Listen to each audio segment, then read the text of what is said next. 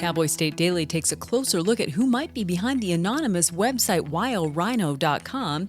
A town meeting in Hannah grew rowdy as residents pushed back against a proposed cleanup ordinance. And another bear is captured in Wyoming, this time within the city limits of Cheyenne. Bringing you these stories and more from Wyoming's largest news organization, I'm Wendy Corr for Cowboy State Daily. A Cowboy State Daily investigation found some interesting connections and similarities behind the anonymous conservative ranking website WildRhino.com and other conservative Wyoming political sites. Cowboy State Daily's Leo Wolfson did some digging and found that the website has several ties to the conservative website Liberty's Place for You, designed by Steve Bray of Casper. The themes of these websites were remarkably similar. In fact, highly improbably similar for it to be a coincidence. WildRhino.com, which has been around since at least late 2019 and is based on the label Republican in name only, ranks Wyoming's Republican state lawmakers. Those who don't vote in line with what the website owner considers the party's platform are given a failing grade for that vote. A town meeting in Hannah grew rowdy Tuesday as residents, upset over a proposed cleanup ordinance, shouted at town officials and laced their comments on the matter with profanity.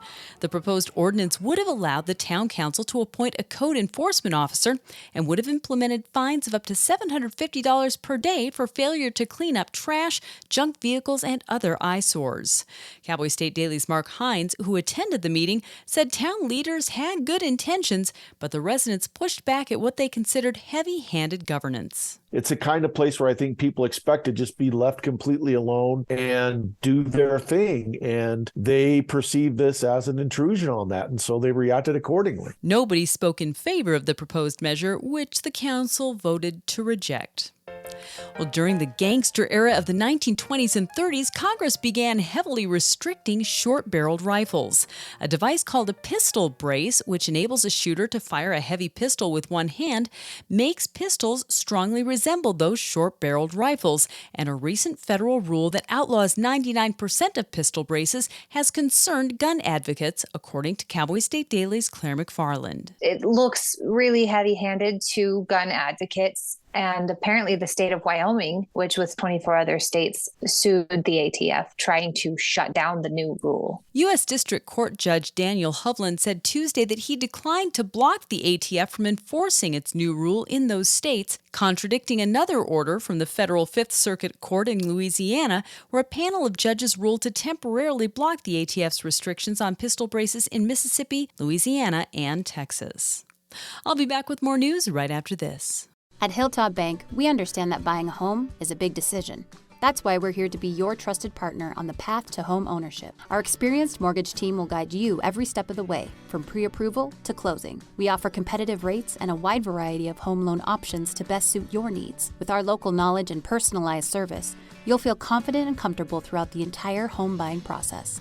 Contact us today to start your journey toward home ownership. Hilltop Bank, member FDIC, equal housing lender. Some residents of southeastern Wyoming feel that their pristine western landscape is being sacrificed in the name of wind energy for West Coast states, with little concern for the impacts to the people who live here.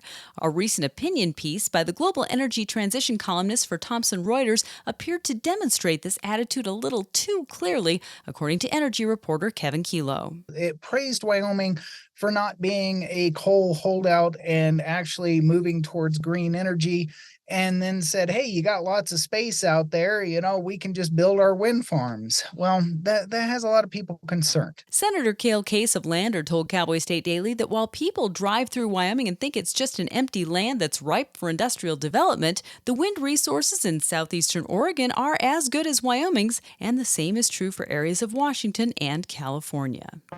And in a year that's been rife with bear incidents around Wyoming and the region that largely haven't ended well for the bears, a black bear caught in Cheyenne is alive and free again.